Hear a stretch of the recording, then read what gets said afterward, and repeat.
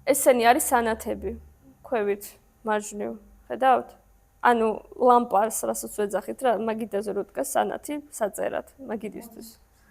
ხო, აღოდ ამას ნახეთ როგორი ფორმა აქვს. ეს არის ესეთი ყვავილი და ყვავილიდან ქალის სახეს ხედავთ? ნიმფა იყურება, ამოდის ესე ყვავილიდან და ეს არის მინა. ეს არის ყველაფერი მინა.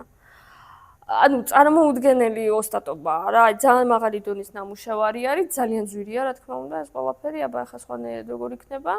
მაგრამ აი ახასიათებს მოკლედ ეს ლირიზმი, იმიტომ რომ ამათ მოწონთ ყველანაირი სცენარეული, ყვავილური, ცხოველური ეს ორნამენტები, რბილი ხაზები, ხო აი ესეთი ყველაფერი გლუვი, ჩახუჭუჭებული.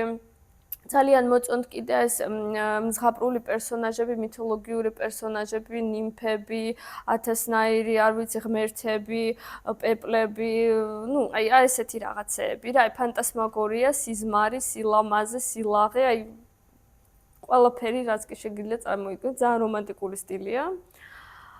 აი სხვათა შორის ესეც პარმაღნიშნოთ, ალფონს მუხას პლაკატი არის.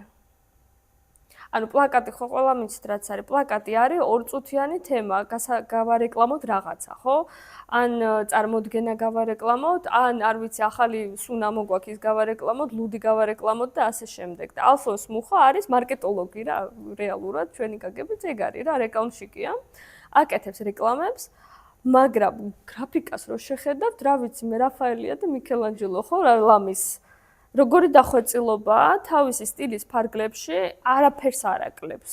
ანუ წარმოუდგენელი შრომაა ჩადებული იმაში, რაც უნდა იყოს იდეაში უყისიერი და რაღაცა რა, აი 5 წუთიანი ინფორმაცია არის, რომ აი მომბრძანდეთ პარასკევს აღამოს წარმოდგენაზე.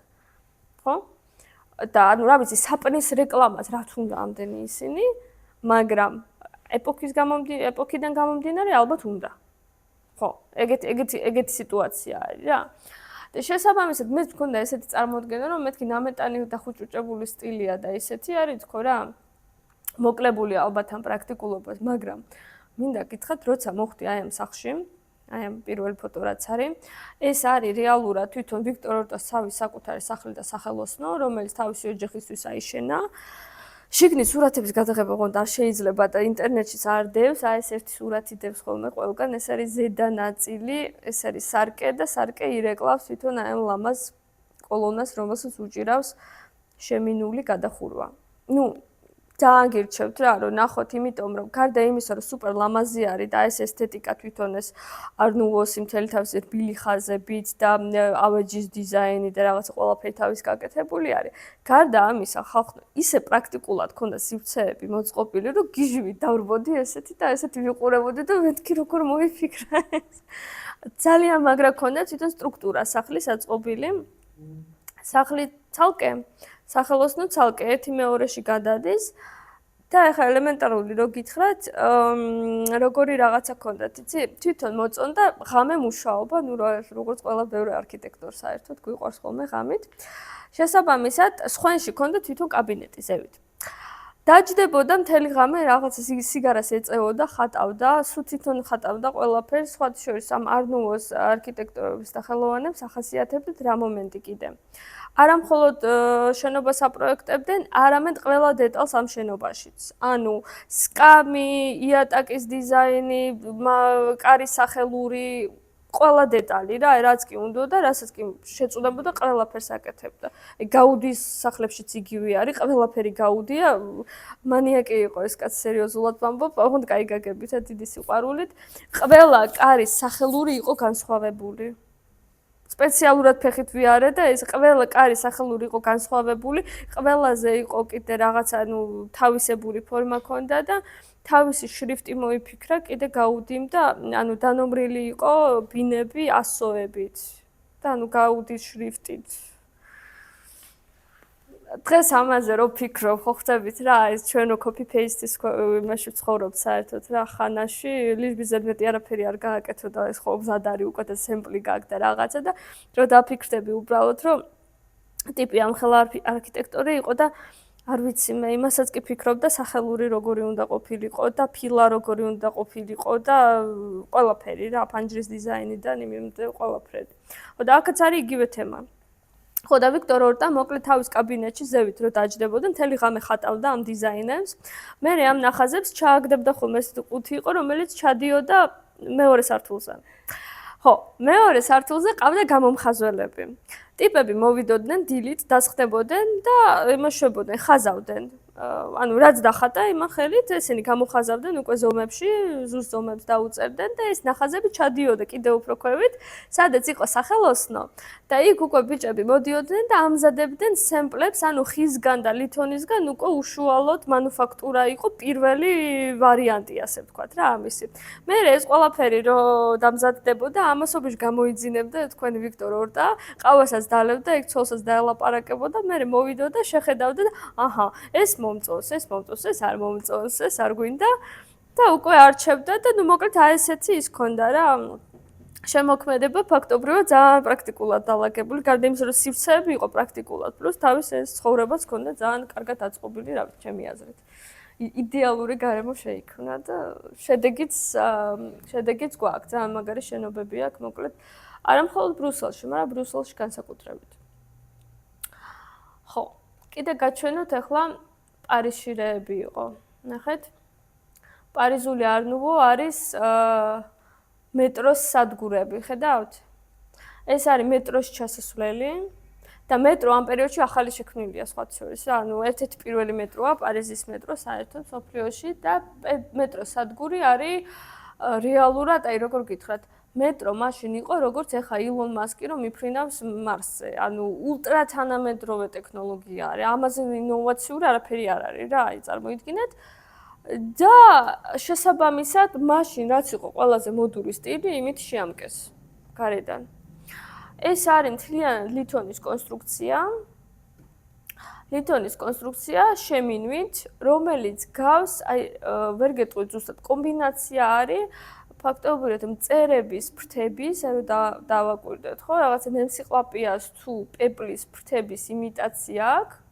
და პლუს თვითონ ეს კოლონები, ნახეთ როგორია, ახლა დეტალებში კარგად არ ჩანს სამწუხაროდ, მაგრამ არის აი თითქოს ყვავილი არის, ნახეთ? და ეს წითელი ნათურა არის ესეთი ყვავილი არის, ხო? მოიცა ეს enable უნდა მივცეთ, ხო? Why? ეხა იზამს? უკეთ ჩანს ხო ესე? ფაქტობრივად არის ქანდაკება. კაცმა რო თქვას, ხო? და არნუვო ამას იტევს. ახლა ბევრი არქიტექტურული სტილი მაგალითად ვერ იმას იზავდა რა, ესე ვერ დაიტევდა ამდენ დეკორს და ამდენ სიუხვეს და ამდენ რაღაცა დეკორატიულობას, მაგრამ ეს სტილი არის დეკორატიული სტილი და რეალურად ნუ ეს არის მისი მთავარი მომენტი. და ამასობაში მინდა გითხრათ, რომ ანუ ბევრი რამე კეთდება რა, არა მხოლოდ არქიტექტურა, არამედ ინტერიერის დიზაინები დიდი დოზით. და მაგალითად სკამები, ხო? ესა ანრი ვან დე ველდეს ცნობილი სკამები არის, ესე იგი არნუვო სტილში. და ამაზეც ვერ ვიტყვით, რომ პრაქტიკულობას მოკლებულია, ხო? რეალურად ძალიან კარგი სკამი იქნება, ალბათ დასაჯდომად, აი ესე გაუდის სკამი ძალიან კარგი იყო. ეს არ ვიცი, მაგრამ გაუდის სკამი დავტესტე და ძალიან კარგი იყო. ხო და ამასაც ახლა ჩემთვის წუნი არ აქვს, იმის მიუხედავად, რომ არის დეკორატიული თვითონ ესთეტიკა, ხო? ხო, და ახლა გაჩვენოთ, ბარემ ეს არის ჩვენი თბილისური არნუვო სადაც პატარა მაგალითები, რა კი იმ ეპოქაში ჩვენ საკმაოდ ესეთ კარგად ვიყავით მაგ ამბავში. და ფეხ მივყვებოდით ევროპულ ტენდენციებს. ახლა მოგეხსენებათ, მაშინ რუსეთის იმპერიის შემადგენლობაში გახდით და ნუ თლად ჩვენზე არ იყო ყველაფერი დამოკიდებული, მაგრამ რა კი თბილისი იყო ესეთი კავკასიის ცენტრი და მოწინავე ქალაქი, არა მხოლოდ რეგიონში, არამედ საერთოდ იმპერიაში, შესაბამისად, ქონდა იმისი შეძლებაც და ჩვენ მოსახლეობას და ვაჭრებს განსაკუთრებით ქონდათ იმისი შეძლებაც, სურვილიც და გემოვნებაც, რომ ეშენებინათ იმ პერიოდში ყველაზე მოდური და ყველაზე თანამედროვე სტილში, რაც იყო. მოგეხსენებათ, მაგალითად მელი კაზარიანცის სახლი რუსთაველზე რაც არის, ხო? ფაქტობრივად რუსთაველის ძეგლის მოპირდაპირე მხარეს ეს არის, ესე იგი, ძალიან მაღალი დონის არნუვოს მაგალითი. და კიდე კაი რომ მოასწრო აშენება, იმიტომ რომ რევოლუციამ რომ მოუსწრო, მერე უკვე რეალურად მელი კაზარენსმა ყველაფერი დაკარგა, მოგეხსენებათ, ის სახლიც დაკარგა და ამ სახლის სარდაფში ცხოვრობდა, ანუ ფაქტობრივად ბოლო წლებში ძალიან ესეთი სიზუხჭირაში და წარმოუდგენელ უსამართლობაში. და ნუ კიდე კაი მაინც სახლი მაინც დასრულდა რა, იმიტომ რომ ფაქტობრივად არავინ არ დაინდებს კომუნისტებმა მოგეხსენებათ. კიდე მინდა გავამახვილო ყურადღება, ეს რომის ქუჩა ნომერი 4 ძალიან მაგარი სახლია. ეს არის სიმონ კლდიაშვილის დაპროექტებული სახლი. და აქაც ხაზი გაუსვათ იმას, რომ კლდიაშვილი არის პირველი ქართველი არქიტექტორი, რომელმაც მიიღო აკადემიური განათლება. ნუ პეტერბურგში რა თქმა უნდა. და ესე დიპლომიანი ჩვენი არქიტექტორი არის, ერთ-ერთი ეს საყვარელი პირველი ძალიან მნიშვნელოვანი და ნუ ბევრი ნამუშევარი აქვს მას საქართველოში, თბილისში კერძოდ. და ეს არის უბრალოდ ერთ-ერთი და კარგი გამოჩენილი ნამუშევარი, ეხლა რესტავრირებულია უკვე ეს სახლი და ცოტა გადაღებეს. ესეთი მომწვანო, ესეთი სხილისფერი ფასადი გააკეთეს. ეს არის ძველი ფოტო რესტავრაციამდე, მაგრამ ნუ გირჩევთ რა, იქით პლეხანოვზე თუ იქნებით, გაისეირნეთ, ნახეთ. ჯერ მარტო ამ ფორმას შეხედეთ. აიუნის ფორმას, ლობიოს თესლს რო გავს, ხო, ესეთი ფორმა რო აქვს. აიგა, ესეთი გინახავთ სადმე? ანუ ძალიან უცხო არის, ხვანაირია და როგორ გითხრათ რა, აი შეეძლო ადამიანს რომ მიეცა თავისთვის რაღაცა სილაღის უფლება რა, აი გაბედული არის რა, კარგია. გამოჩეულად კარგი ნამუშევრები აქვს ნამდვილად. ასე რომ მოკლედ მარტო ბელგია და ბრუსელი არ არის, ხო? ჩვენც გვაქვს. დეკორატიულობის ამბავში ახლა არ-დეკო უნდა ვახსენოთ, რა თქმა უნდა, თვითონ სიტყვა მოგვიწოდებს არ-დეკო, ანუ დეკორატიული ხელოვნების მიმართულება არის. სხვათა შორის ძალიან მოკლე პერიოდის სტილია, 10 წელი იყო სულ ეს სტილი და ძირითადად აყვავდა ამერიკის შეერთებულ შტატებში. ეხლა გითხრათ რატო? იმიტომ რომ ამერიკის შეერთებულ შტატებში აგრეთვე ახლა როგორც ვიცით ხოლმე, მოკლედ ქონდათ ბევრი ფული და უნდათ რომ ეჩვენებინათ რომ ქონდათ ბევრი ფული. ანუ ეს ადამიანის ჩაულებრივი მოთხოვნილებაა, რა თქმა უნდა, და თან როგორც ამერიკელებს ახასიათებთ, მათ უნდათ რომ აჩვენოთ არა უბრალოდ ფუფუნება, არამედ აი როგორ გითხრათ, აი წარმოუდგენლად მაგარი სირთულის რამე უნდა გააკეთონ, ისეთი რომ ყველას უნდა შეშურდეს რა და შესაბამისად ეხა ნუ ამბიციები უნდა გამოაჩინონ რა. ეხა ეს არც უდი არ არის, არც კარგი, უბრალოდ იმას ვამბობ რა, კრიტიკაში არ ჩამითვალოთ. შესაბამისად, აი მხოლოდ ამერიკაში თუ დაიბადებოდა ის აზრი, რომ მოდი ავაშენოთ სათამჯენი. ევროპაში ეგ აზრი ვერა, იმიტომ რომ მანამდეც იყო როგორ არ იყო, რაღაცა მცდელობები და პროექტები იყო, რომ მოდით სათამჯენი ისა ავიდეთ სიმაღლეში, მაგრამ ევროპელებს არ მოეწონათ ეგ აზრი, იმიტომ რომ ეხა იარე კიდე იქ რომელიღაცა სართულზე ზევით არა ისე კიდე და არ მოწონდათ მოკლედ რა. ეხა ლიფტის თემას დიდად არ მოწონდათ და შესაბამისად მოკლედ ევროპაში ეგ არ აღმოჩნდა აქტუალური რა, მაინც და მაინც ეგ საკითხი. ამერიკელებმა თქვეს კი, იმიტომ რომ ამერიკელები მიხვდნენ, რომ მათი მიწა ძალიან ძვირდება და რაც უფრო მეტი ზევით ადიხარ სართულზე, მით უფრო იაფი გამოგდეს მშენებლობა. ხო? პლუს ეს არის კაპიტალისტური სამყარო, სადაც არ არის იმდენად ძველი ფული იმ პერიოდში. და არისტოკრატული და ბურჟუაზიული და ბაბუაჩემა ვილა დამიტოვა, ხო და რაღაცა, ეგეც თემები ნაკლებად იყო და სამაგიეროდ იყო ძალიან ბევრი თემა ის, რომ მე ჩემი შრომით მივახცევ წარმატებას, ხო, ეს ამერიკული ოცნება და შესაბამისად ვყავთ ძალიან ბევრი თანამშრომლები, ძალიან დიდი ფირმები, დიდი კორპორაციები, ჭირდებათ ოფისები, ჭირდებათ ყველანაირად რაღაცა მოაწყონ გარემო რა და ეს ახლა 200 თანამშრომელი რო ყავს და 200 კაბინეტი რო გჭირდება, ახლა ეს რომ მიწაზე გართხა, გამოვა ძალიან ძვირი. ამიტომ ხო მაგრამ უცნაური ესეთი თანხwebdriver იყო სიტუაციის, რომ გარდა იმისა, რომ აშენებენ სათამჯენეს და ეგენი სათამჯენებს აშენებენ მე-19 საუკუნის ბოლოდან, ანუ ეს არის 30-იანი წლების მშენებლობა, აი, რასაც ხედავთ, ხო? ყველაზე ცნობილი ნიუ-იორკული სათამჯენები ფაქტობრივად, ხო? რა ქვია, Chrysler Building-ი და Rockefeller ცენტრი და რა ქვია Empire State Building-ი, ხო? სამი დიდი ყველაზე ესეთი ცნობილი სათამჯენი. სამივე არის art-deco-ს უკაცრავად სტილში. სამივე არის 1930-იან წლებში აშენებული, ხო? როგორც ვქვი, ცათამბჯენები მანამდეც ჰქონდათ. ანუ ამხელა სიმაღლის არა, უფრო მოგრძალებული გაბარიტების, მაგრამ ეს იდეა უკვე არსებობდა. აქ ჩვენ გვაქვს უცნაური თანხმედრა არა მხოლოდ, ასე ვთქვათ, ტექნოლოგიური გამართულობის და აი სიმართლის, რომელიც სჭირდება ამხელა კონსტრუქციის აშენებას, ხო, ეხლა არ არის რა ამარტივი, ეხლა რაც გინდა იძახე რომ ყველა იზავს, ყველა ვერ იზავს.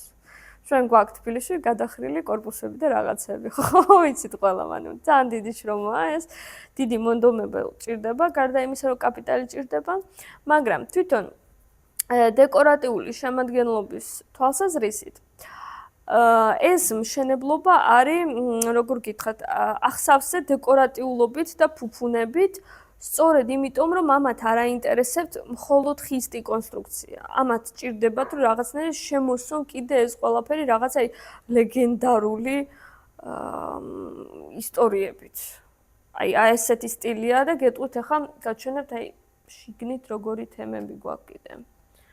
ნახეთ. აი ეს არის მაგალითად Empire State Building-ის შესასვლელი ლობი. უზარმაზარი სიმაღლის ჭერი არის და ფაქტობრივად რას ხედავთ? ნახეთ. ოქროთი და ვერცხლით გაწყობილი ჭედურობაა და გამოჭედილი არის რეალურად თვითონ აი ეს შენობა. ხო, რაშიც ვიმყოფებით. ანუ თავის საკუთარი თავის ძეგლი აქვს შიგნით რა. ესეც საინტერესო მიდგომაა და რატო ეხლა რა არის, ასე ვთქვათ, სულის ჩამდგმელი ამ სტილის. Art Deco ეტრფის ანტიკურ კულტურას და განსაკუთრებით ძალიან უყვარს ეგვიპტე. აი, არ ვიცი თუ გრძნობთ რა კავშირს. ხო, ეგვიპტური მასშტაბი გრანდიოზული, ეგვიპტური მოხატულობა, ეს ოქროები და შავი, განსაკუთრებით ოქროს და შავის ურთიერთობა ძალიან მოწონთ, ეს საყვარელი კომბინაცია არის. პლუს ორნამენტები და პლუს მთელი ეს ეპოსური ესეთი დიდებულება, ხო? აი ხა მაგალითად ეს ცნობილი ქანდაკება, რომელიც Rockefeller ცენტრის წინ დგას, თუ ხედავთ ოქროსფერის ბიჭუნა რო არის, მოიცა გავადიდოთ. აი. ეს არის პრომეთე. პრომეთე ხო ვიცით, ცეცხლი რო ჩამოუტანა ადამიანებს ოლიმპოსიდან, შესაბამისად მაგით გადაარჩინა, ასე ვთქვათ, შიმშილს და სიკვდილს და სიცივეს და ნუ მაგის გამო დაისაჯა, მაგრამ ამერიკულ იმდროინდელ აზროვნებაში როგორც ჩანს, თავის თავს ხედავენ პრომეთეში.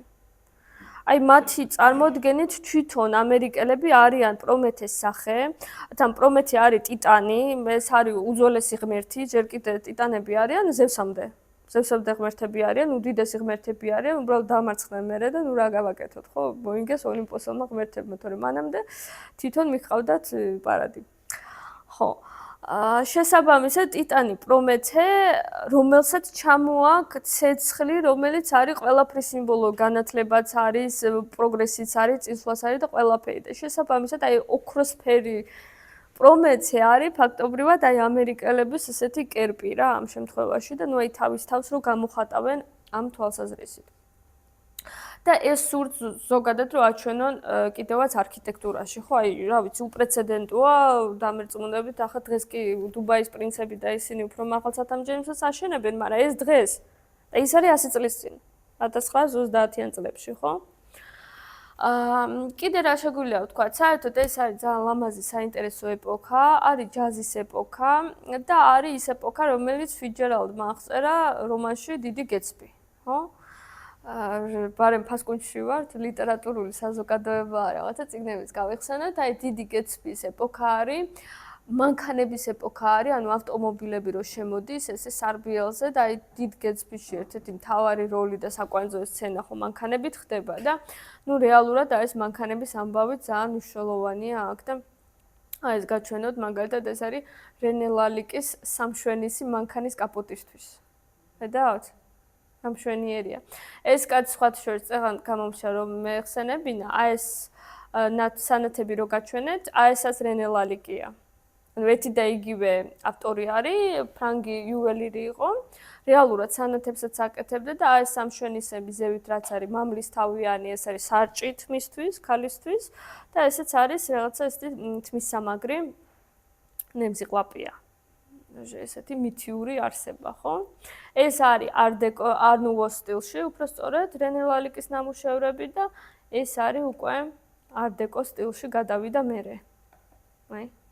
და აკეთებს უფრო ესეთ მოკრძალებული არის უფრო, მაგრამ შეისაბამება ამ სტილის მიმართულებას რა, იმიტომ რომ მოკლედ არის აი ესეთი სტილი და ეს სხვათა შორის ქრისტეს ქანდაკებაც ბევრმა არ იცის, მაგრამ ერიოს ლეგენდარული ქრისტეს ქანდაკებაც არის არ-დეკოს სტილში შესრულებული ნამუშევარი იმავე პერიოდის.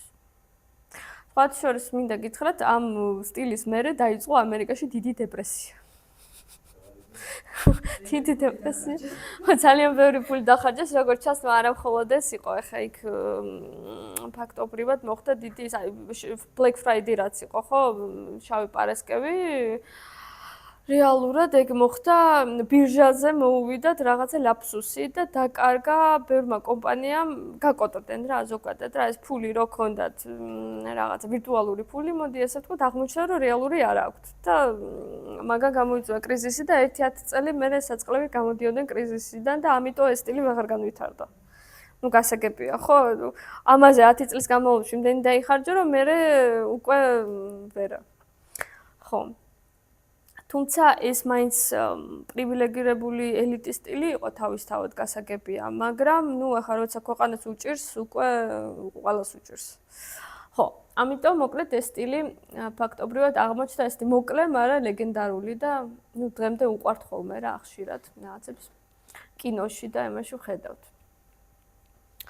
ხო, ეხლა ვილაპარაკოთ უკვე სიმართლეზე, ხო? სიმართლე როგორ აღემატება? ბატონო მოდი. კი ბატონო, მე ხო გითხარით, უნდა შემაჩერე. გავაგრძელოთ ესე იგი, მოვედით? კაი, ეხლა ვილაპარაკოთ სინახდეზე, ჩვენ სიმართლეზე არქიტექტურაში და შევეხოთ ისეთ სტილს, როგორც არის ნეოკლასიციზმი. ეს ნეოკლასიციზმი ცოტა უკან მოვდივართ, ეხლა არის მე-18 საუკუნის მეორე ნახევრის ესეთი სტილი, რომელიც მე-19 საუკუნეში პოპულარული იყო და საერთოდ ძალიან ძლავრი სტილია, ესეთი მნიშვნელოვანი და თქვენ ყველას გინახავთ პირდაპირ ვთქვათ, ვინაიდან ეს სტილი არის რეალურად ანტიკური იდეალების აღზევების სტილი. ანუ ეხლა სლაიდებს რო შევხედოთ, ნახეთ, მარცხნივ არის ანტიკური ძეგლები. არის პართენონი, რაც წეღან ნახეთ, ხო? ესე იგი საბერძნეთის მთავარი ტაძარი, ათენის პართენონი. ეს არის მისი რეკონსტრუქცია, ანუ როგორი იქნებოდა რეალურად ცხოვრებაში და 2 წუთში გეტყვით ეს რა გვინდა და ეს არის რომის პანთეონი, ფაქტობრივად რომაული არქიტექტურის ეს ერთ-ერთი ზენიტი შენობა, ეს არის შიგნიდან მისი გუმბათი. უზარმაზარი. თბილისის პარლამენტი? არა. არა. სტალინური ამპირი უფრო არის და მაგაზე თუ გინდათ ცალკე ვილაპარაკოთ, მაგრამ ნუ ნეოკლასიციზმი არ არის. ეხლა ნეოკლასიციზმის მახასიათებლებს რო ჩამოგითვლით, მიხვდებით უცებ რა არის. საერთოდ ეს პოეტური ისტორია მოხდა და არ ვიცი მე მიყვარს ხოლმე ამის გახსენება, ვერ გეტყვით, თავს ვერ დავდებ, რამდენად სიმართლე არის, მაგრამ მე მომწონს ეს ამბავი, რომ ესე იგი მე-18 საუკუნის დასაწყისში გათხარეს პომპეის და ჰერკულანუმის ნაშთები. ნუ მოგეხსენებათ, ხო, ეს ძალიან ცნობილი ამბავი არის, რომ რეალურად ესე იგი ამოიფრქვა ვულკანი, ხო, ესე იგი ნეაპოლის მიდამოებში და გაანადგურა გარემო, გაანადგურა ორი ძალიან ცნობილი იმ დროისათვის პროვინციული რომაული ქალაქი პომპეი და ჰერკულანუმი. ფაქტობრივად ხა დიდი ტრაგედია ადამიანებისთვის, ცხადია და ამაზე დიდი ტრაგედია რთული წარმოსადგენია, რომ 1-2 დღეში რეალურად განადგურდა მთელი ამხელა მოსახლეობა, მაგრამ არქეოლოგებისთვის ასეთი აღმოჩენა არის რეალურად მართლა უპრეცედენტო და ძალიან მაღალი დონის, იმიტომ რომ აი ესე ნაღდად შენარჩუნებული ყოფა-ცხოვრება, ხო, ქალაქური არა გვაქვს, სხვა. ეს არის გამონაკლისი იშვიათი და კარგი ამ შემთხვევაში კარგი შემთხვევა, ხო, რომ ჩვენ შეგვიძლია ნაღდად ვნახოთ ხალხი როგორ ცხოვრობდა. აი ყოველდღიურ ყოფაში, ოღონდ ერთი გამონაკლისით. ვინაიდან ეს ესე იგი ვულკანური ლავა არის ფაქტობრივად ცეცხლი, ხო?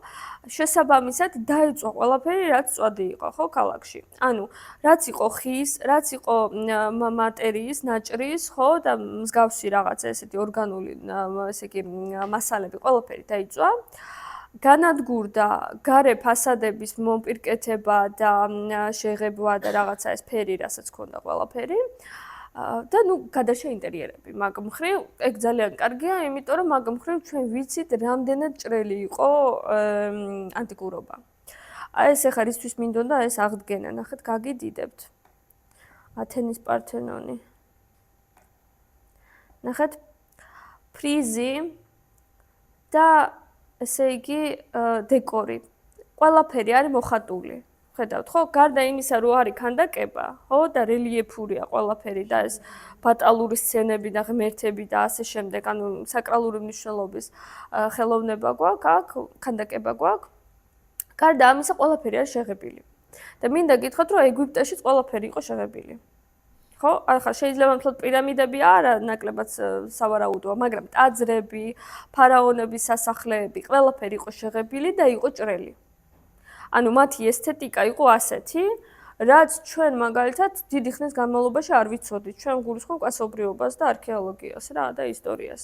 ეს არის უახლესი ფაქტობრივად ჩვენ დანადგარებით და კვლევით მიღებული შედეგები, იმიტომ რომ ნეოკლასიციზმის პერიოდში, ხო, აი მე-18 საუკუნეში, როდესაც შეიქმნა ეს სტილი, მაშინ ეგონათ, რომ ანტიკურობა იყო თეთრი. თეთრი იმ თვალსაზრისით, რომ აი როგორც ხედავთ აქ, ხო, აი გვაქვს თეთრი ტაძარი. ისა, გავადიდოთ. ხო, ნახეთ, ნატურალური მარმარილოს ტონი. რაც არის, ეგ არის, ხო, თეთრი მარმარილო, თეთრი შენობა. და ასეთი ერთი ხო არ იყო, ასეთი ბევრი იყო. მთელი რომი ფაქტობრივად, მთელი რომის ცენტრი არის აი ესეთი ნანგრევები, თეთრი მარმარილო და ხალხი, ევროპელები რეალურად თვლიდნენ, რომ ეს იყო ანტიკურობა და ანტიკურობის ესთეტიკაც იყო ასეთი. თეთრი, ცივი, განყენებული, გეომეტრიული, რაც მთავარია, ძალიან მათემატიკური, იმიტომ რომ მართლა რო დაუკვირდეთ და შესწავლილია ეს ყველაფერი, საბერძნეთის განსაკუთრებით, საბერძნეთის აი უმაღლესი ზენიტის არქიტექტურა რაც არის, ძალიან მათემატიკურია. ეგვიპტე ძალიან მათემატიკური არის რა, ანუ ჯერ მარტო ფორმებს რო ავიღებთ, ხო, პირამიდა და ასე შემდეგ, მაგრამ აქაც ერთ მარტივ მაგალითს მოგიყვანთ კოლონებთან დაკავშირებით. კოლონა, აი პართენონის კოლონა, მაგალითად ყველა კოლონას აქ განგებ როგორი ფორმა აქვს, ვიცით? აი ესეთი გამოზნექილი არის რა, ახლა მე უტრირებულად გაჩვენებთ, მაგრამ შუა წელი არის უფრო განიერი, ვიდრე საწყისი და ბოლო, ხო? ანუ აი ესეთი ფორმა აქვს. რატო? იმიტომ რომ შორიდან თვალს საერთოდ ახასიათებს, თვალი ცოტა იტყუება რა ადამიანის თვალი, ოპტიკური ილუზია, კი ბატონო, შესაბამისად შორიდან როცა უყურებთ, რო იყოს სწორი ეს კოლონა, დაინახავს ეს. და იმისთვის რომ ეს არ დაინახოს და დაინახოს სწორედ, გააკეთეს ეს კურვატურა ქვია ამას, ესე როცა არის გამოწეული. და ამას მიხვდნენ ჯერ კიდევ როდის რა, ანუ ეს გამოიანგარიშეს თვითონ და შესაბამისად კურვატურა ყველა კოლონას განგებ. იმიტომ რომ ხედვის წერტილი ძალიან დიდია ამ ტაძრისთვის რა და სწორე რო იყოს ყველაფერი და ჩაციკციკებული და დალაგებული, ამიტომ მიდიან მოკლედ ასეთ ხერხზე. შესაბამისად, მოკლედ წარმოდგენა განმანათლებლობის ეპოქის ევროპელებისა ანტიკურობაზე იყო ასეთი რა, როგორც ვამბობთ, აი აქედან გამომდინარე, იმიტომ რომ ამას ხედავენ. და როდესაც დადგა, ესე იგი, დღის წესრიგში საჭიროება, რომ შეიქმნათ ახალი სტილი, დაეყრდნენ ამას. ეხლა რატო გახდა საჭირო საერთოდ ახალი სტილი? ჩვენ ხო თქვით, რომ რაღაცა დიდი პოლიტიკურიც და სოციალურიც და ეკონომიკური ძვრებიც უნდა ხდებოდეს რა სახელმწიფოში და საერთოდ საზოგადოებაში იმისთვის, რომ მოითხოვოს ახალი არქიტექტურული სტილი. არქიტექტურა საერთოდ ძალიან მძიმე ორგანიზმია, ძალიან, ხო, თქვენც ხო ხედავთ, წლები გადის, არაფერი არ იცვლება თითქოს, ხო, ხრუშოვკებს როგორც ვაშენებდით, ისე ვაშენებთ, ხო, ანუ ეს ისეთი მაგალითი არის რა. საჭირო რატო, მაგრამ კარგად ჩანს, რომ მოკლედ არქიტექტურა რო შეიცვალოს, მაგას ბევრი რაღაცა ფაქტორი ჭირდება. შესაბამისად, რა ხდება ამ პერიოდში? ხდება ის, რომ ჯერ ერთი მოხდა საფრანგეთში დიდი რევოლუცია, ხო? დაამხეს მეფე, ფაქტობრივად არა მხოლოდ დაამხეს, არამედ მოკლეს ძალადობრივი სიკვდილით, მეფეც დედოფალის თავი მოაჭრეს, ესე რა ვიცი, ძალიან არაადამიანურად და ისე, ხო, სასირცხვილოდ.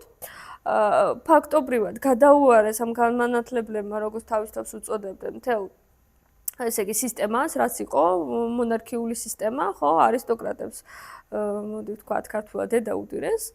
ხო და რა და მოვიდნენ და თქვენს რომ ჩვენ ვაშენებთ ახალ ქვეყანას, ჩვენ ვართ რესპუბლიკა და ჩვენ გვჭირდება ეხა ყველაფერი თავიდან, ახლიდან, სხვანაირი. ხო? ანუ არანაირი ლუდოვიკოს იქ ისინი ამპირი და ოქროები და რა ვიცი, ფუფუნებით გაწყობილი დარბაზები ეს всё, ხო, მოიხაზა, რა თქმა უნდა, იმიტომ რომ მაგის ფული ჩვენ არ აგვაქვს. ხო? ჩვენ ვართ რესპუბლიკა, ჩვენ ვართ ხალხისთვის, ჩვენ ვართ ხალხის არჩეული ხელისუფლება და სხვა პრიორიტეტები გვაქვს. ხო, და ახლა ბევრი რო აღარ მოუყვე, იმიტომ რომ ძალიან დიდი ძვრები იყო რეალურად, ანუ ის კი არა და კალენდარიც კი შეცვალეს. აი, რა შუაშია ვითომ ახალ ხელისუფლებასთან კალენდარი, ხო, იყო და იყო ეს იულიანური რომაული კალენდარი, ხო, რაც დღეს გვაქვს რა, ანუ ყველანაირად, იანვარი, თებერვალი, მარტი ყველანი ცხოვრობდნენ, ხო, რაღაცნაირად. არა. მოიგონეს რაღაცა ახალი სახელები.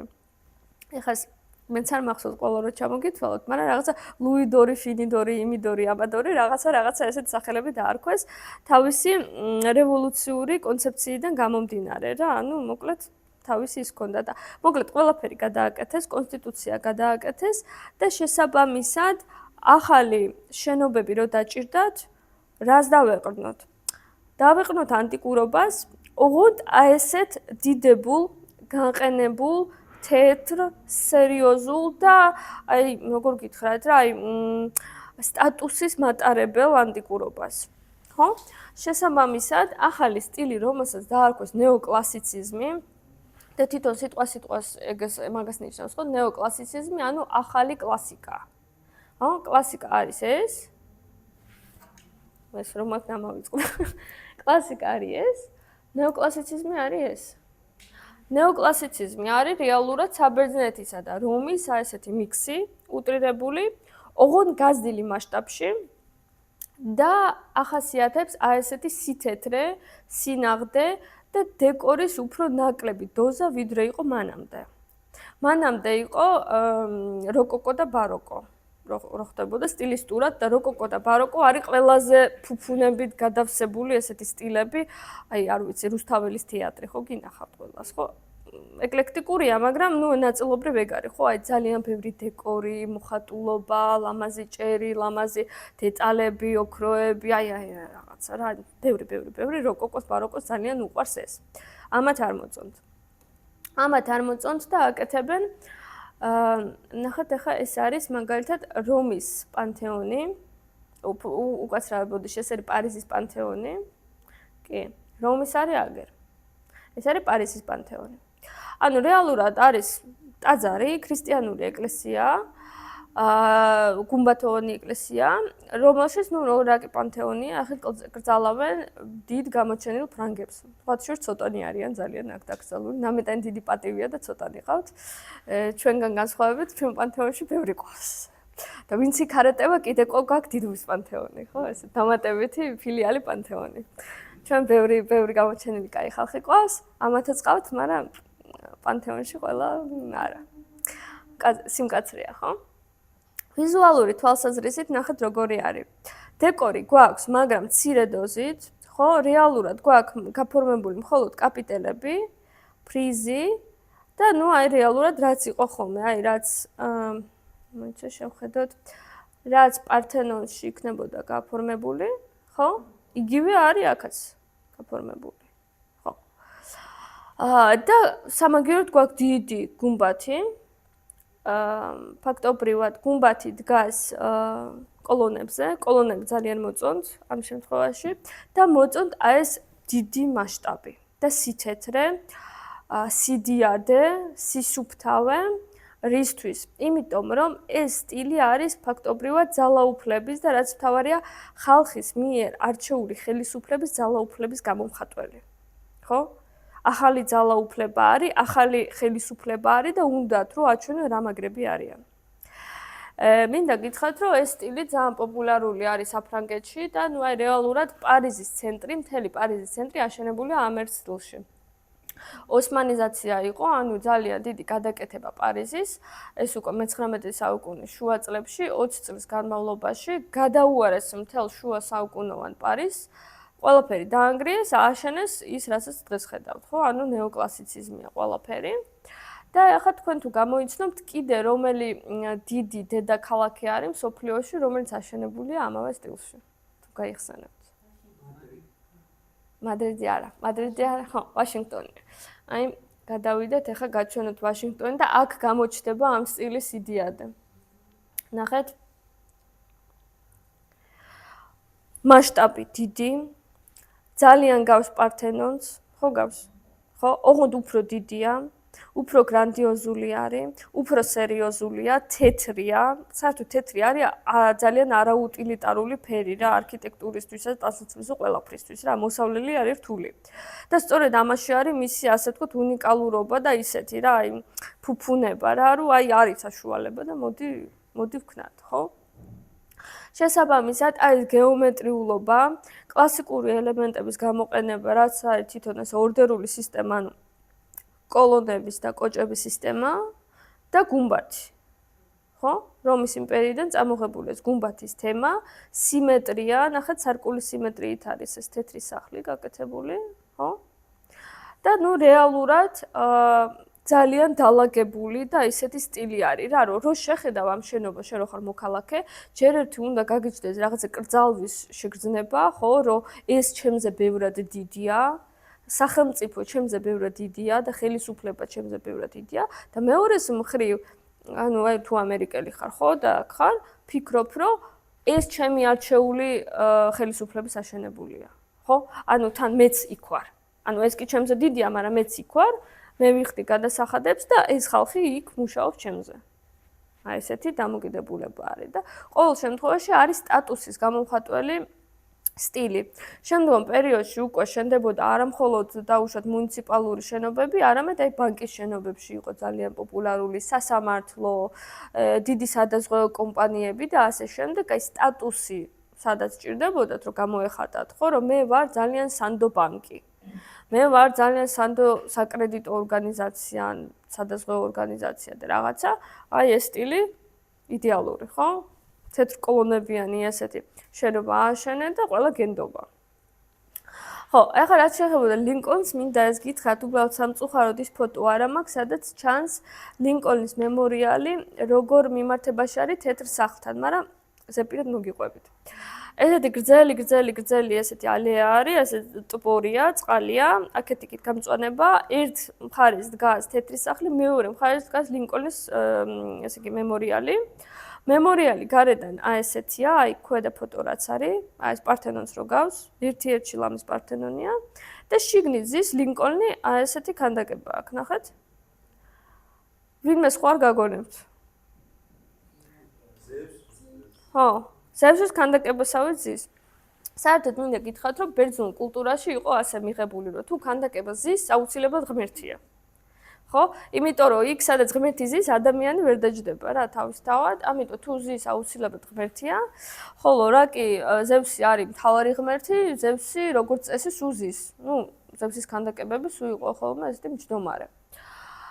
შესაბამისად, აქაც ლინკოლნი ზის ძალიან საქმიანად, ხო, რაღაც იმპერატორივით ესე ზის და ნუ რეალურად ისე არის ეს შენობა ორი დადგმული, რომ აი ესე უყურებს რა იმ თეთრ სახლს, რომ იცოდეთ მე თქვენ გაკონტროლებთ.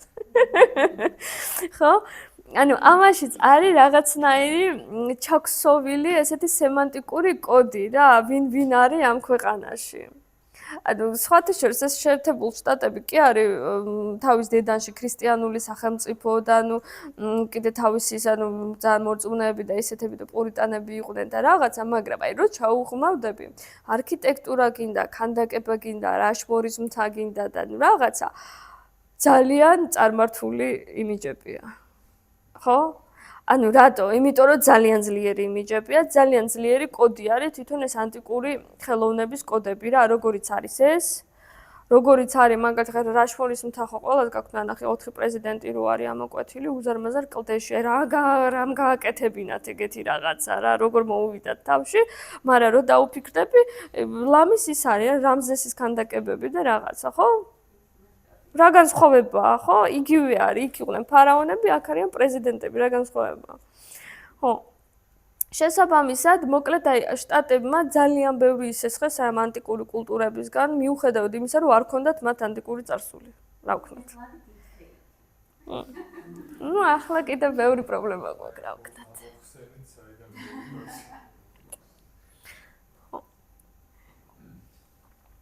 კაი, აქ არ გაქვთ რამე შეკითხვები?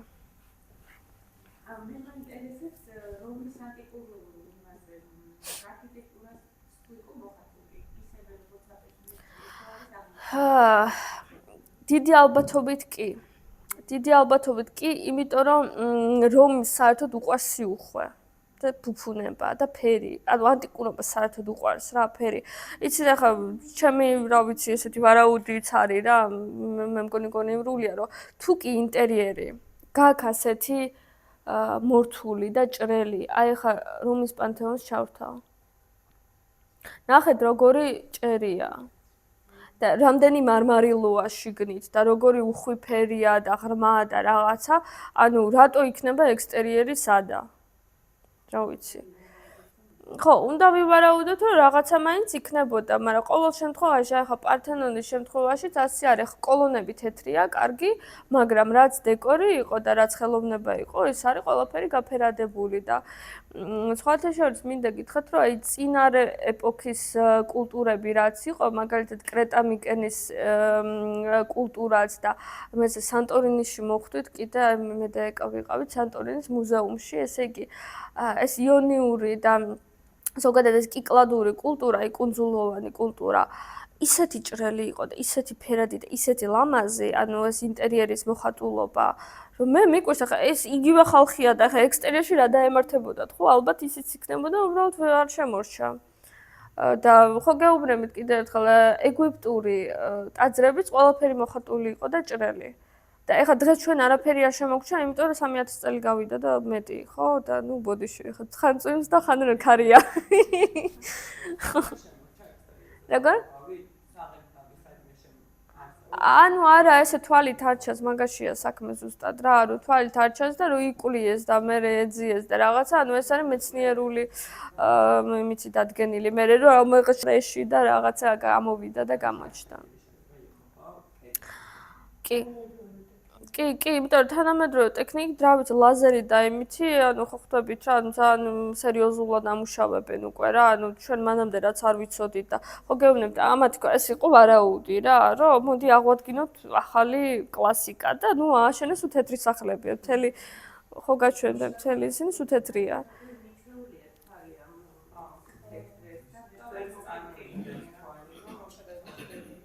ჩვენ დიდი ალბათობით ჩვენ არც მოგვეწონებოდა იქნებდა ეს ნაღდი რო გვენახა, იმიტომ რომ ამ თეთრს ვართ მიჩვეული და რა ვიცი, ახლა როგორ გითხრათ. ტანსაცმელი ჭრელია, მოზაიკაც ჭრელია, ანუ ფერი იყო ზოგადად სიუხვე და ფუფუნება, ისე მინდა გითხრათ რა, იმიტომ რომ საღებავი ძვირი ღირდა. განსაკუთრებით ის პურპური ღირდა ძვირი და იმიტომ იყო მეფის ფერი და ლურჯი, ხო. კი, იმიტომ რომ ძვირი ღირდა. ხო. რაღაცა მოლუსკიდან იღებდნენ და ყარდათ თუნდაც საშინლად. საშინელი სუნი აუდიოდა და მოკლედ მაგაზე ისა. კარგით, ეხლა სინაღდეს ამბავში მოდი ვილაპარაკოთ მოდერნიზმზე. თქვენ გაინტერესებდათ ხო წახან ვიღაც მოდერნიზმი რო ახსენეთ, მოდი ახლა გეტყვით მოდერნიზმში რა ხდება ორი სიტყვით. ვეცდები რომ ჩქარა ვქნა, რომ ძალიან არ დაგყალოთ. საერთოდ მოდერნიზმი არის ყველაზე დიდი სტილი. მოდი ესე ვთქვათ რა, ყველაზე დიდი სტილია, იმიტომ რომ რომელ კონტინენტზეც არ გინდა ჩახვიდე, მე მგონი ანტარქტიდის ჩათვლითაც კი, თუმცა თავს ვერ დავდებ ანტარქტიდაზე, მაგრამ დანარჩენებზე მოდერნიზმი არის ყველგან. ყველგან არის, ყველგან დიდი დოზით არის და ზოგან არის დიდი ქალაქ გეგმარებითი პროექტების ჩათვლით და ნუ ზოგან უბრალოდ შენობების და როგორც მინიმუმ ცხოვრების სტილის დონეზე მაინც. იმიტომ რომ მოდერნიზმი შეეხო არა მხოლოდ არქიტექტურას, არამედ დიდი დოზით ლიტერატურას, ფერწერას, რა ვიცი, ნებისმიერ ტიპის ხელოვნებას, თეატრი არის, რაღაცა კინო მაშინ არ იყო, მაგრამ კაი, დავანებოთ თავი, რაც იყო, ყველაფერს შეეხო. და ერთი საერთო პრინციპული აზრი აქვს მოდერნიზმს, აი რას ეფუძნება. მოდერნიზმმა პირველად საერთოდ კაცობრიობის ისტორიაში თქვა უარი წინაპრების გამოცდილებაზე. ეხლა დაუკვირდით როგორი რაღაც არის. ანუ ეგეთი რამე მანამდე არ მომხდარა არასდროს და რო დაუკვირდეთ, ანუ რამხელა დიდი ნაბიჯი არის რა. ოღონდ არ ვიცით სად, უსასრულობისკენ. იმიტომ რომ მანამდე ეხლა რამდენი მილიონი წელი ვცხოვრობთ, ხო, ადამიანები, Homo sapiens-იდან დაწყებული, ჩვენ რითი გადავრჩით? იმითი, რომ წინაპრის გამოცდილება ჰქონდა, რომ ის არ ჭამო მოიწამლები და მოკვდები, იქ არ წახვიდე ვეფხვია, ხო, ეს არქნა, ის არქნა. ეს იყო რაღაცა ბაზა, ხო, რითიც შევინარჩუნეთ ჩვენ ცხოვრება, რომელმაც მერე მიიღო რიტუალური ხასიათი და აისახა ყველაფერში. ანუ ტრადიციებში, ხო? და ჩვენ რო ვართ დაუშვათ ტრადიციული, ესე იგი, საზოგადოება, ნებისმიერი, რომელიც გინდათ იყოს, ყველგან არის რა, როგორც კი დავიბადებით, ყველაფერი გასაგებია. ბავშვი რო დაიბადა, როგორ უნდა მოვექცეთ, როდის უნდა მოვნათლოთ, რა რიტუალია, მერე რა ხდება, მერე როგორ დაქორწინდება, მერე რა შვება, მერე რაღაცა და რომ მოკვდება, როგორ დაგრძალავთ. ყველაფერი გასაგებია, ხო? ტრადიციულ საზოგადოებაში მეტნაკლებად, ხო? თამაშის წესები ვიცით. და მოდერნიზმმა რეალურად თქვა უარი ყველაფერზე. კარგზეც და ცუდზეც, იმიტომ რომ ახლა მოგეხსენება ზოგი ტრადიცია დაუშვათ სისხლის აღება არ მოგწონს და ოკეი გავაუქმეთ, მაგრამ კაი ტრადიციების ხო არის რაღაცა, ვიცი მე, გოზინაყი ახალ წელს მაგალითად, ხო? და ამათ თქვეს არა, არ გექნებათ არც გოზინაყი, არც ჯურჩხელა და არც პასკა და არც არაფერი, ხო? და რატო თქვეს, ეგ კიდე ძალიან დიდი თემა არის, მაგრამ მარტივად მოკლედ რომ ვთქვათ, მოდერნისტული თაობა არის პირველი მსოფლიო ომის შემდეგ დასახიჩრებული თაობა. ანუ აი ეს ახალგაზრდები, ვისაც მოუწია პირველი მსოფლიო ომი და ეს ომი აღმოჩნდა ფაქტობრივად უპრეცედენტოდ დიდი ზარალის მომტანი ფიზიკურადაც იმ პერიოდისთვის, იმიტომ რომ მანამდე წეღარ რომ ვახსენეთ თუ გახსოვთ, მთელი მე-19 საუკუნე ევროპაში ომი არ არის. ანუ არ ომობენ ეს ტიპები და არ ახსოვთ საერთოდ, ანუ ფიზიკურად ომი რა არის. ახლა მაშინ არ იყო რა ვიცი მე TikTok-ი და ისა და ჩვენ რო ახლა უყურებთ საწყარი უკრაინაში რა ხდება, ეგრე არ იყო, ხო? არ უნახავთ რა. სამაგიეროდ იციან რა. იციან ის, რომ ბაბუა ჩემი ნაპოლეონის არმიაში იბრძოდა, ხო? და რაღაცა დიდი წარმატებები ჰქონდა და ჩინმენდლები და ასე შემდეგ და დიდი გმირია. ამ პირიქით, ნაპოლეონის წინააღმდეგ იბრძოდა და უფრო მაგარი ტიპია, იმიტომ რომ დაამარცხა და რაღაცა ეგრე მოუხდება მას, ხო? შესაბამისად, აი არის ესეთი წარმოდგენა იმაზე, რომ ომი არის რაღაცა დიდებული. ომში შეგვიძლია მოვიხვეჭოთ სახელი, ხო? რაღაცა ალაფი, რაღაცა ჩინმენდლები და ნუ რაღაცა კარგი რამე არის რა. პლუს ახლა იმ დროინდელი არისტოკრატიაც და ესეთი ელიტარული საზოგადოება არის აღზრდილი კლასიკურ ლიტერატურაზე. კლასიკური ლიტერატურა მოგეხსენებათ პირველ რიგში არის ჰომეროსი და ჰომეროსი პირველ რიგში არის რა? ომი. ტროას ომი, ხო? აქილევსი რა მაგარი კაცია, რამდენი ადამიანი მოკლა და აქილევსი რო იყო რამდენი 1000 წლის წინ, დღესაც ვიცნობთ, დღესაც გვიყვარს, დღესაც ვკითხულობთ, იმიტომ რომ მაგარი გმირია. და ანუ ხო ხვდებით რა ძალიან რომანტიკულად არიან განწყობილები ამ ომის მიმართ. ბევრი მიზეზია კიდე იქ ეხა ეგ შეგვიძლია დილამდე ვილაპარაკოთ, მაგრამ განწყობა იყო ასეთი. მოხდა მერე ომი და როგორი ომი მოხდა? ის კი არა ნაპოლეონის დროს მუშკეტით და იმითი რომ ომობდნენ რა, დაუშვათ ხმლით და რაღაცა. არამედ მაღალტექნოლოგიური ომია. იმიტომ რომ პირველად იყენებენ თვითმფრინავებს, ტანკებს, რაღაც რა ქვია, პულემეტს რა ქვია ქართულად დამახმარეთ. ტყვიამრქვევს, ხო, ანუ უფრო სწრაფი ცეცხლსასროლი იარაღია, ასე შემდეგ და რაც ყველაზე საშინელი არის, ქიმიური ხსნარები. ქიმიური იარაღის გამოყენებას აერწინაღიანი ისინი ხო გინახავთ ყველას. ანუ ეგეთი რამე კაცს შულს არ უნახავს მანამდე რა, რომ ყოველ დღე 1000-ობით ხალხს ხოცავდნენ. აი წარმოუდგენლად დიდი ზარალი იყო იმ პერიოდისთვის რა, იმიტომ რომ მანამდე თუ ითვლიდნენ რომ რაღაცა, დღეში n რაოდენობით ჯარისკაცი შეიძლება დაგვეღუპოს, მერე დაიღუპა 10-ჯერენი და 100-ჯერენი რა და თან საუკეთესო და საუკეთესო ნარჩევი ახალგაზრდები, რა ვიცი, სორბონას და ოქსფორდის უნივერსიტეტებიდან და ასე შემდეგ რა, ანუ არა დაქირავებული ჯარისკაცები, არამედ ელიტა. ეს ისე თორე ხო ყველა ცოდოა რა თქმა უნდა, ხო? შესაბამისად, მოკლედ ეს მოდერნისტული თაობა არის გაბრაზებული თაობა თავის წინაპრებზე. იმიტომ რომ ომი დაიწყეს არა ამ ახალგაზრდებმა, ვინც იგომობდა რეალურად, არამედ მამებმა და ბაბუებმა მათმა, ხო? ვინც იყო პარლამენტში, ვინც იყო ხელისუფლებაში, ვინც იყო მინისტრი, ვინც იყო ის, ვინც იყო ეს და თვითონ უნდოდა ჩინმენდლები და რაღაცა, ხო? ეს არის მათი პოზიცია. შესაბამისად, ასეთ ხალხს ომის მერე ფაქტობრივად, როცა არის ძალიან დიდი სიდუხჭირე, არის დიდი ნგრევა, აკლიათ ინფრასტრუქტურა და რაღაცა, ხო? გარდა ამისა, კიდე აქვს დაკარგული ძალიან მნიშვნელოვანი რაღაცეები. ერთი არის რწმენა ხელისუფლების და მაშინ მოირყა მონარქიული ინსტიტუციები ევროპაში, იმიტომ რომ მანამდე იყო ძირითადად ევროპული ქვეყნები მონარქიული.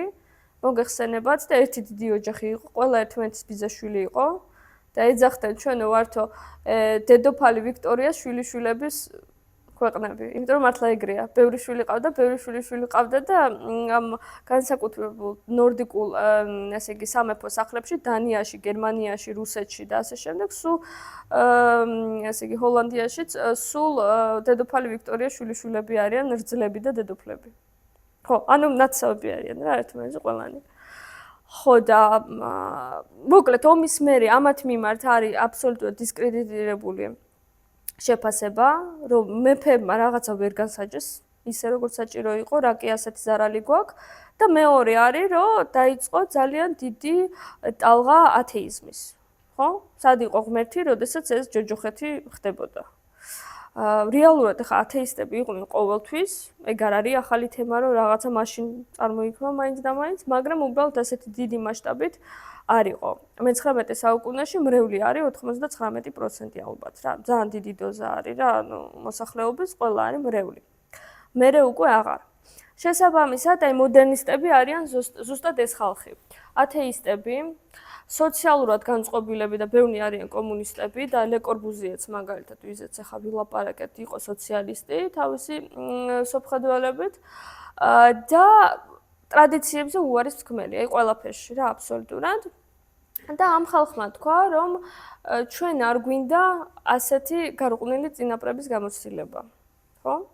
ამიტომ გააუქმეს, ანუ არქიტექტურას რო შევეხოთ, ახლა უშუალოდ, არქიტექტურაში გახდა ცუდი ტონი გამოგვეყენებინა ჩვენ ძველი სტილების რაღაცა ნაწილები.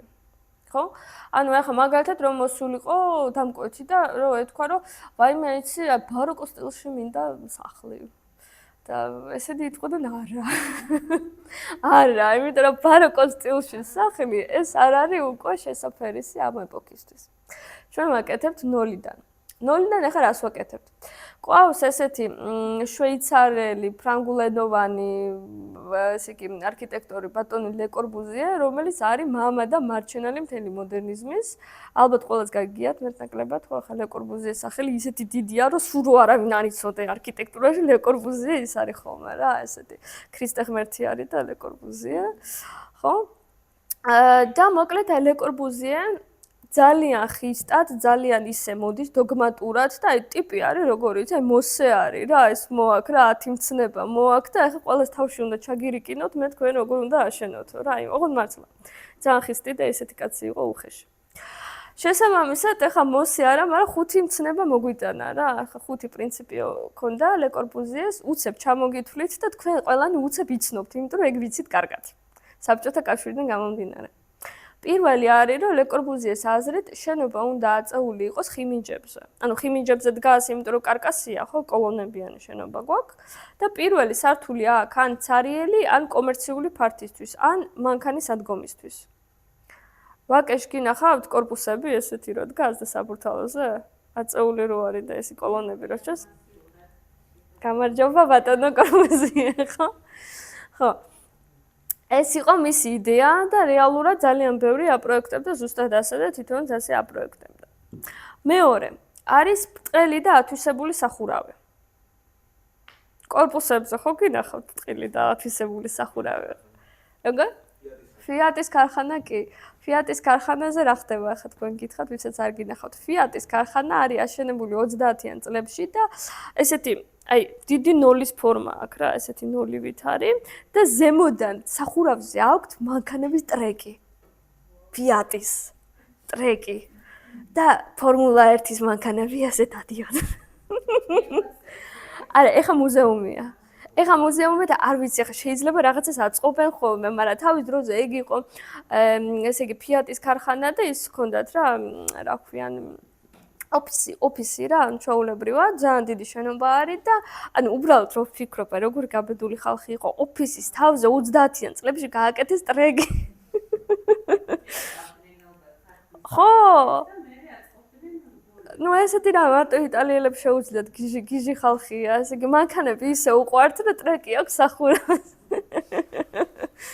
ხანდა ახლა დღესდღეობით ყველაფერი არის, ახლა ტოკიოს რო გადახედოთ სახურავზე, რა ვიცი, კორტები, ფეხბურთის მოედანი, აუზი, რა ვიცი, ყველაფერი არსებობს ჩვეულებრივად. კი, ასე რომ ლე კორბუზიემ ამაში მაგრა გაარტყა რა. იდეა ჰქონდა ის, რომ მიწა რამდენიც ავითვისე შენობით დაუბრუნო, ანუ ზემოთ გავაკეთო ბაღიო, მაგრამ ბაღის გარდა ყველაფერი კეთდება, ანუ ბაღებიც არის, მაგრამ ესეც არის. ხო, კიდე არის რა, კიდე არის თავისუფალი ფასადი. თავისუფალი ფასადი იმას ნიშნავს, რომ რაკი კოლონებიანი სტრუქტურა მაქვს, ფასადზე რასაც მინდა იმას ვიზავ, მარტივად აგიხსნით რა, მზიდი კედლებით არ ვარ შეზღუდული.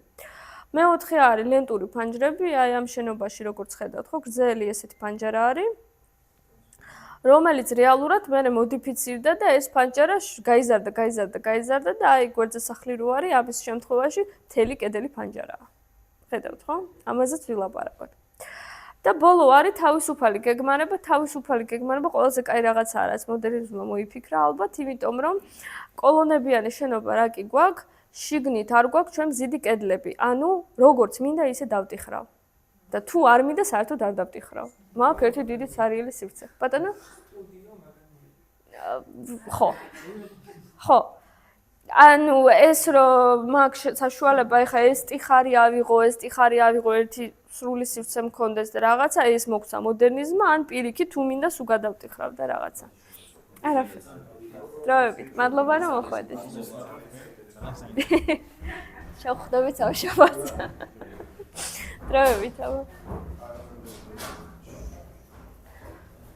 ესე იგი იმას ვქენი, ძალიან ვცდილობ, მაგრამ მაინც ვერ ჩავჯექი დროში როგორც ყოველთვის და ვეცდები რომ მალე მოვჩე. შესაბამისად, მოკლედ ამაზე შევთანხმდით, ხო, რომ მართლა ძალიან დიდი განსხვავებაა ახლა მოდერნისტულ შენობასა და იმას შორის, რაც მანამდე ვნახავთ ყველაფერი, ხო, ისტორიული სტილები, ასეთი, ისეთი, ბურჟუაზიული თუ მეფური თუ რა ქვია, სახელმწიფოებრივი თუ რაღაცა, ის არის რადიკალურად განსხვავებული თემა და ეს თემა არის მიმართული ხალხისთვის. ეს არ არის სახელმწიფო, ეს არ არის მეფური, ეს არ არის ელიტარული, ეს არის პირიქით უნივერსალური სტილი ყველასთვის. და მათი მიდგომა იყო ზუსტად ეს, რომ მოდერნისტული შენობა შეიძლება იყოს ნებისმიერი ფუნქციის. შეიძლება იყოს ქარხანა, საცხოვრებელი, მუზეუმი, ბიბლიოთეკა, ყველაფერი უნდა იყოს მოდერნიზმით და მოკლედ ერთი დიდი რელიგიაა რა, ეს მოდერნიზმი და არის ერთ-ერთი ყველაზე მძლავრი მიმართულება.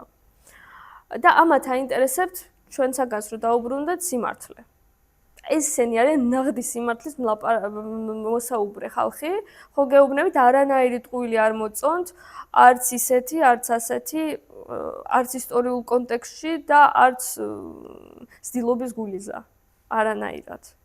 და დეკორიც მცირეა. ანუ დეკორი რეალურად არც აქვთ ამათ, იმიტომ რომ მოდერნისტული კრედო იყო ესეთი ესე არსებობს, რომელსაც ქვია ორნამენტი და დანაშაული. ანუ სადაც ავტორი გვიკვეთებს, რომ ორნამენტი არის დანაშაული. არ შეიძლება. ქიხია და არ ვაკეთებთ. ამიტომ, როგორც ხედავთ, საკმაოდ ხისტია მოდერნისტული არქიტექტურა. ეს პირველ ფოტოზე გვაქვს ჩვენ ლე კორბუზიეს ცნობილი ვილა სავოია. ფაქტობრივად არის, ლეგენდარული ვილა არის, მუზეუმია, დღეს მიდიან სანახავად, არავინ არ ცხოვრობს აქ. და მეორე არის რეალურად მოდერნისტული ერთ-ერთი მიმართულების სტილის ზენიტი არის უკვე მის ვან დერ როეს შენობა Farnsworth House-ი ჩიკაგოს გარეუბანში საცხოვრებელი სახლი, რომელსაც უწოდებენ ხოლმე glass house, ანუ მინის სახლს. და ეს არის რეალურად აი უნივერსალიზმის ყველაზე დიდი ხატი. ნახეთ როგორ რაღაც არის ლითონის სტრუქტურა არის ჭერი ბრტყელი, არის იატაკი, კოლონებზე დგას ეს ყველაფერი აწეულია შენობა, როგორც ხედავთ, როგორც კორბუნ გვასწავლა, ხო? დანარჩენი გარედან არის შემინვა. всё. დამთავრდა არქიტექტურა. ანუ გვაქვს მარტო მზიდი კონსტრუქცია და შემინვა. დამთავრდა ამით არქიტექტურა. ამას ქვენს skin and bones ტექნიკა, ანუ ძვლისა და კანის ტექნიკა. და ნუ რეალურად არის ისეთი რა, უტრირებული ვარიანტი, აი ყველაფერი რაც არის მოდერნიზმში რა, ეს არის უკვე დაწერილი, აი ბოლო წერტილი არის, ამის მერე უკვე აშენებენ ამ სტილში, მაგრამ ყველაფერი გავს ამას. ძართულია რომ რაღაცა ახალი თქვა არა, აი მისვანდეროზე ამბობენ ხოლმე რომ ერთის მხრივ ნუ გენიოსია რა თქმა უნდა და რა ვიცი მე რა გენიალური რაღაცა მოიგონა, მაგრამ მეორეს მხრივ არის დიდი ეშმაკი, იმიტომ რომ სტილი შექმნა და სტილი დაამთავრა. ხო. კაი, ეს იყო ამის სიმართლე. როგორ ახართ? გაუძლებთ ცოტას კიდე? კი, ცოტას გავდივართ ბოლოში. ეხლა ვილაპარაკოთ ჰაიტეკზე. გაინტერესებთ ჰაიტეკი? ეს არის რენცო პიანო და რიჩარდ როჯერსი, პომპიდუს ცენტრი პარიზში. არის თანამედროვე ხელოვნების მუზეუმი, რეალურად და მაგარი ცენტრია. გარდა იმისა, რომ საგამოფენო დარბაზებია და მოდერნიზმის შედევრებია ეგზევით გამოფენილი პიკასოები და კანდინსკი და ბაუჰაუსი და რაღაცეები. კიდე აქვს დიდი ბიბლიოთეკა და ნუ მოკლედ მაგარი ესეთი სამუშაო სივრცე არის რა, ესეთი არამხოლოდ შემოქმედებითი, არამედ აკადემიური ესეთი სამუშაოსთვის და ნუ სტუდენტები და მთელი ამბები რა. ძალიან მაგარი ცენტრია. თითო რაც შეეხება არქიტექტურას, ახლა მოგიყვებით ისტორიას.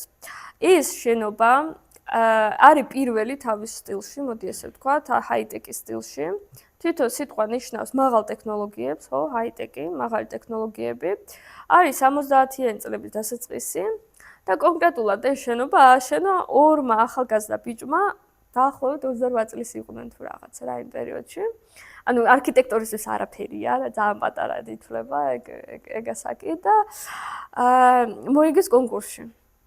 ანუ რაღაცა ნახაზები გააგზავნეს, აქ იყო ძალიან დიდი ტენდერი, იმიტომ რომ ეს არის რეალურად პარიზის ცენტრი და აქ იყო თევზის ბაზარი. ანუ ბინძური რაღაცა სუნიანი ადგილი იყო, კრიმინალით სავსე და მოკლედ ძალიან არ მოწონდათ პარიზელებს და ხელისუფლებამ თქვა რომ მოდიო ეხლა ეს ყველაფერი მოვაპრიალოთ და რაღაცა კულტურული ესეთი მნიშვნელოვანი ძეგლი გვინდა. ოღონდ გვახსოვს რომ მთელი პარიზი ნეოკლასიციზმია ამ დროს, ხო, გარშემო. და ამათ უნდათ რაღაცა განსხვავებული, რაღაცა ახალი რა. და შესაბამისად ამ ახალგაზრდა ბიჭებმა მოიგეს კონკურსი რა იდეით, ნახეთ. ესე იგი, ეს არის inside out შენობა, ანუ შიგნიდან გარეთ გამოტანილი ელემენტებით. და რა არის, ნახეთ. შიგნით რა არის ხოლმე შენობის შიგნით? აი კარკასი არის, ხო, კოლონები გვაქვს და გადახურვები გვაქვს, ხო, იატაკები. შიგნით გვაქვს ხოლმე კიდე რა? ვერტიკალური კომუნიკაციები, ანუ კიბის უჯრედები, ლიფტები, ხო, რო ავიდეთ. კიდე გვაქვს ხოლმე ათასნაირი მილები, არის წყალი, გაზი, კანალიზაცია, ხო, რაღაცა ელექტრობის კაბელები და ასე შემდეგ, ხო, ესეთი რაღაცეები, დამატებითი ელემენტები, რომლის გარეშე შენობა არ გამოვა, ეგ ყველაფერი გვჭირდება, მაგრამ ეგ ყველაფერი ითვლება ხოლმე მეორე ხარისხოვნად. და როგორც წესი, ყველა ფუთავს, ხო, რომ არ ჩანდეს. ხო, ახლა არ მოგწონს ხოლმე ჩვენ წყლის მილს უყუროთ რა და კანალიზაციის მილს და რაღაცა, ხო? და ამათი იდეა იყო, რომ პირიქით ეს ყველაფერი არის სინაღდე, სიმართლე, იმიტომ რომ კანალიზაციის მილი შეიძლება არ მოგწონს, მაგრამ თუ არ აქვს კანალიზაციის მილი, ამ შენობაში რას აკეთებ, ხო? ვერ გაჩერდები. პართენონი ვერ იქნება რა, უკვე მე-20 საუკუნეში, ეგრე. დაჟე მე-20 საუკუნეში ესე ტაძრებშიც კი არის ტუალეტები, ხო? ეხლა ბოდიში არაესთეტიკური თემაა, მაგრამ ჩვენ საჭირო თემაა, ხო? შესაბამისად, ეს არის სინაღდე. ამის დამალვა არ ვარგა და პირიქით ჩვენ ეს ყველაფერი ისე ესთეტიკურად უნდა გამოვიყვანოთ, რომ ეს გახდეს მთავარი მახასიათებელი და მთავარი სილამაზე ამაში იყოს რაკი სიმართლეა. ხო? შესაბამისად, ნახე რას აკეთებენ. გარეთ არის ეს კარკასი, ნახეთ, ეს მილები რაც არის აწყობილი, ეს არის კარკასი. კარკაზე არის გამოტანილი, ეს არის ესკალატორი, ხო, ანუ რაც თქვი ვერტიკალური კომუნიკაცია რო ვიაროთ იმაზე, სართულებზე და უკანა მხარეს ნახეთ მილები არის გამოტანილი. ანუ რაც ჩამოვთვალე, ეს ყველაფერი არის გამოტანილი ფასადებზე. ვენტილაცია, აერაცია, წყალი, გაზი, ყველაფერი მილები არის გამოტანილი გარეთ და ეს მილები ქმნიან ზუსტად ახალ ესთეტიკას და ნახეთ როგორ უტრირებულ ვარიანტს აკეთებენ. მილებისგან ქმნიან ფერწერას. ანუ ტიპებმა შეღებეს მილები ფუნქციის მიხედვით თავისი ფერები მიანიჭეს. ეხლა პირობითად რო თქვა, წყალი იყოს წითელი და გაზი იყოს მწვანე და რაღაცა, ხო? ამითი აქვთ გამოტანილი და ისე ლამაზად აქვთ ეს მილები ჩალაგებული და ისე არის კარგად ეს გაკეთებული, რომ რეალურად უყურებ გარშემო დადიხარ და აი ხელოვნების ნიმუში არის რა თავისთავად, ოღონდ აი ამ ტექნიკურ, მანქანურ და რაღაცნაირ სხვანაირ ესთეტიკაში, ხო? ეს იყო სუპერ თანამედროვე იმ მომენტში, ხალხი დაიშოკა. ხა დღემდე არა აქვს მიღებლობა ბევრს რა, იმიტომ რომ ნეოკლასიციზმებიდან უცებ რომ მოდიხარ და ამისთან რაღაცას ნახულობ, იმას გავს რა, რაღაცა Star Wars-ის არის რა. შატ. კი.